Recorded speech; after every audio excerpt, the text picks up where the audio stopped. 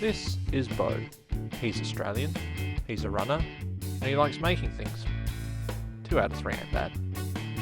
Bo rebuilt his entire office out of old desks, essentially junk.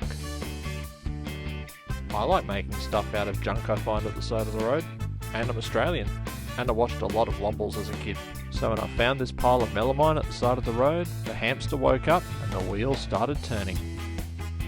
Could I use rubbish I'd found at the side of the road to womble myself together an upgraded workshop? I love my old workshop, but if I could upgrade it for free using rubbish from the side of the road, that'd be pretty cool. IKEA wanted nearly $1,300 for what I had planned. So I took my haul of sausage wood to work, cut it up into panels with the radial arm saw, and then threw all of my ambition at this project by having a pocket hole drilling party.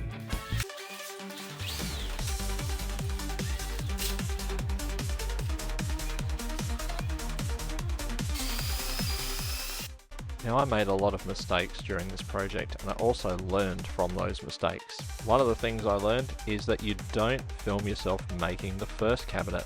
You make 3 or 4, then turn the camera on. So what you're watching here is probably cabinet 5, maybe, and there'll be a big pile of them. But what you can do is you can tell by the pile of melamine behind me around about where I am in this part of the project. You'll also see me coming to grips with my new brad nailer, which is a good thing to have. It made this job a lot quicker.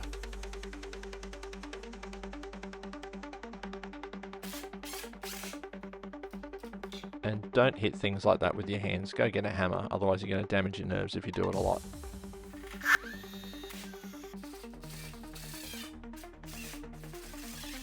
Here's where I realised the sides were back to front. I'm not a cabinet maker, so I had to plan things out really carefully, and kids, don't use a 3D printed push stick with your table saw. You know you just can't do it. While I was doing this, I did not throw any pieces away. I kept everything that might be used for a drawer box or a spacer or a brace or something, so the pile of offcuts outside was huge, but I kept telling myself it's not as big a pile as it would have been if all this stuff had just gone to the tip or got smashed up at the side of the road. Originally, I thought this would be a 2-weekend build.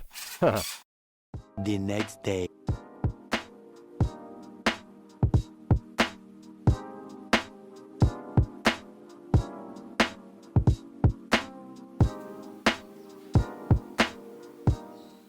By this stage, I was on to making the pieces for the plinth, and I was cutting up anything that was either too narrow to be used as a shelf for my small parts bins, or anything that was an offcut.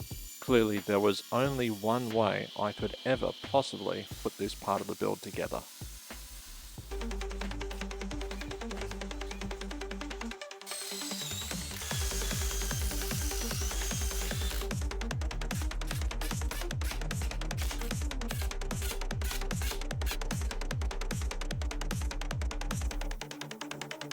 Here's now a good time to mention that the base is built to hold 600mm deep cabinets, but the cabinets I've built are only 400mm deep, but I had a cunning plan as to what to do with the extra space. Little sob story, I did try to buy the little plastic legs from my local kitchen company, but they wouldn't sell them to me, so I bought these online really cheap and then used my recycled hardware from the wardrobes at the side of the road.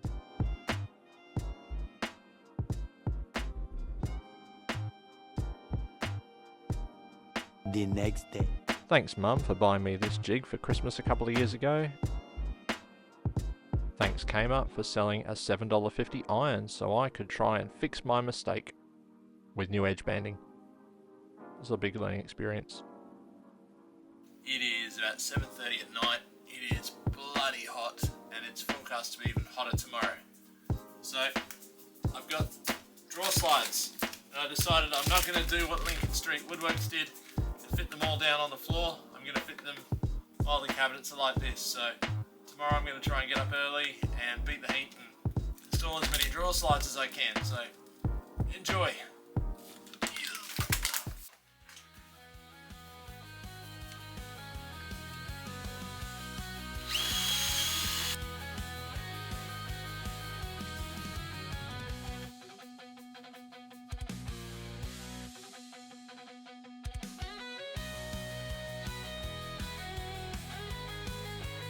In the aim of unleashing my most inner bonus, I was reusing the nails that I took out of the wardrobes at the side of the road to put the backs on the new cupboards under my carport.